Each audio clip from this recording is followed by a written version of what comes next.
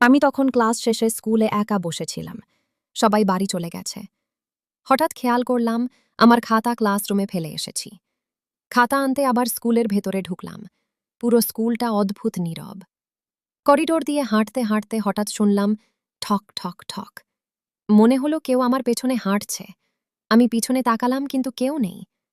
ক্লাসরুমে ঢুকে খাতা হাতে নিতেই ব্ল্যাকবোর্ডে নিজে নিজে লেখা ফুটে উঠল, তুমি একা নও। আমার শরীর ঠান্ডা হয়ে গেল। ঠিক তখনই দরজাটা জোরে বন্ধ হয়ে গেল। আমি দৌড়ে দরজা খুলতে গেলাম, কিন্তু দরজা খুলছে না।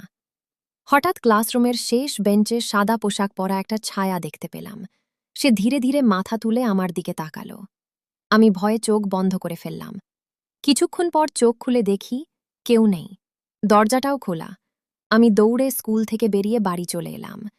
কিন্তু আসল ভয়টা তখনও বাকি ছিল। সেদিন রাতে আমার স্কুল ব্যাগ খুলে দেখি ভেতরে একটা কাগজ। কাগজে শুধু একটাই কথা লেখা, কাল আবার স্কুলে দেখা হবে। সেই রাতের পর থেকে আমি আর কখনো স্কুলে একা থাকিনি।